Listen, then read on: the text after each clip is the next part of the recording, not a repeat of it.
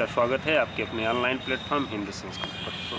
साथियों, उत्तर प्रदेश लोक सेवा आयोग द्वारा विज्ञापन जारी कर दिया गया है राजकीय प्रवक्ता इंटर कॉलेजों का, और जिसका फार्म ऑनलाइन आवेदन की तिथि आज ही से है।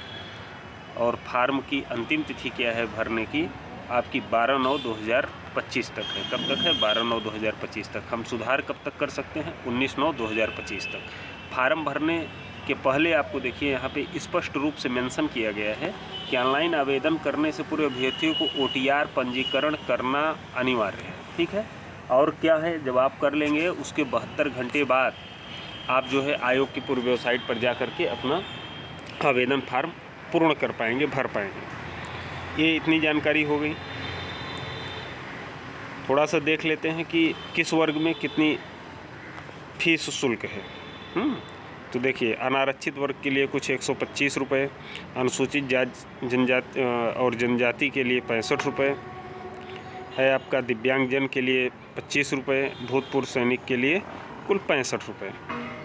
ये हो गया आपका। आगे चलिए, और कितनी भर्ती जारी हुई है देखिए यहाँ पे इन्होंने मेंशन किया है। रिक्तियों की संख्या वर्तमान में चयन हेतु प्रवक्ता पुरुष महिला राजकीय इंटर कॉलेजों में रिक्तियों की संख्या 1471। कितनी? 1471 टोटल। ठीक है। पुरुष शाखा में 777 रिक्तियाँ हैं और महिला शाखा में 694 रिक्तियाँ हैं। ये आपने देख लिया। कुछ दृष्टिबाधित इंटर कॉलेजों के लिए भी है भर्तियाँ, जिसमें कुल 2 पद, फिर एक 6 पद है। इस तरह से है। वेतनमान वगैरह मेंशन किया गया है। इसको आप लोग देख लीजिएगा विस्तृत नोटिफिकेशन। इसको देखने के लिए आप हमारे टेलीग्राम चैनल को ज्वाइन कर सकते हैं और वहाँ पे यह नोटिफिकेशन आपको भेज दिया जाएगा, और नहीं तो आप UPPSCS की जो है वेबसाइट पे जा कर के उसको प्राप्त कर लेंगे। प्रवक्ता देख लेते हैं किस किस जो है सब्जेक्ट का आपका जारी किया गया है नोटिफिकेशन। तो देखिए, प्रवक्ता पुरुष और महिला में समाजशास्त्र, भूगोल, अर्थशास्त्र, नागरिक शास्त्र, भौतिक विज्ञान, रसायन विज्ञान और गणित का। अच्छा, इनका जो है शैक्षिक अर्हता क्या है? तो भारत में विधि द्वारा स्थापित किसी विश्वविद्यालय, मानित विश्वविद्यालय संस्था से संबंधित विषय में स्नातकोत्तर उपाधि। स्नातकोत्तर का मतलब है PG। आपका जो जैसे MA MSc जो भी होता है उसको कहते हैं। जैसे आपको समाजशास्त्र डालना है तो आपका PG होना चाहिए उस सब्जेक्ट में, और साथ में B.Ed होना चाहिए। ये हो गया। इतिहास का भी वही है, मध्यकालीन, प्राचीन इतिहास, मध्यकालीन इतिहास स्नातकोत्तर हो प्लस आपका B.Ed होना चाहिए। जीव विज्ञान के लिए भी मानित विश्वविद्यालय में आपका जंतु विज्ञान, वनस्पति विज्ञान में स्नातकोत्तर की उपाधि होनी चाहिए प्लस B.Ed होना चाहिए। मतलब है कि B.Ed इस बार अनिवार्य है। क्लियर।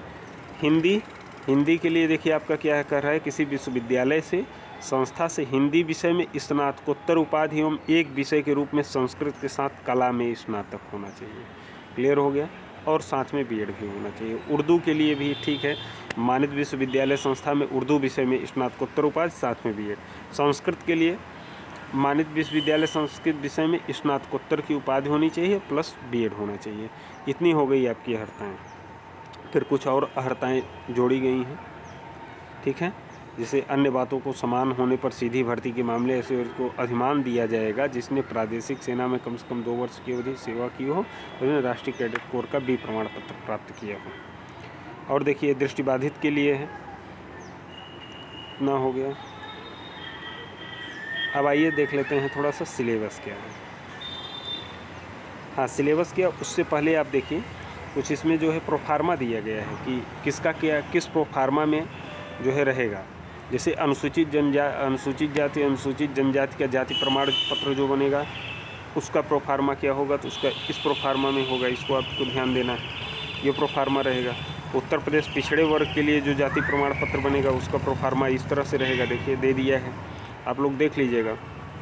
और ये आर्थिक रूप से कमज़ोर वर्ग का जो आरक्षण का प्रोफार्मा बनेगा इस प्रोफार्मा में बनेगा।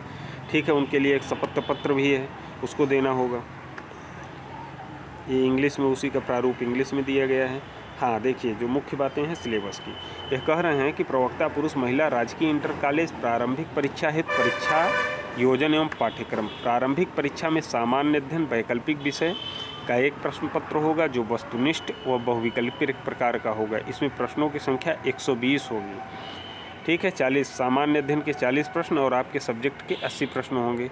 तो कुल 300 अंकों का 2 घंटे का समय मिलेगा। कितने का? 2 घंटे का। ठीक है, आप देख ही रहे हैं कि सामान्य अध्ययन में क्या क्या है। सामान्य विज्ञान, भारत का इतिहास, भारतीय राष्ट्रीय आंदोलन, भारतीय राजतंत्र, हाँ, और भारतीय कृषि, वाणिज्य, व्यापार, विश्व भूगोल एवं भारत का भूगोल, अधुनातन राष्ट्रीय, सामान्य, बौद्धिक, कुल मिला के जितना जो है पिछली भर्तियों में है, जैसे एलटी में है उसी तरह है।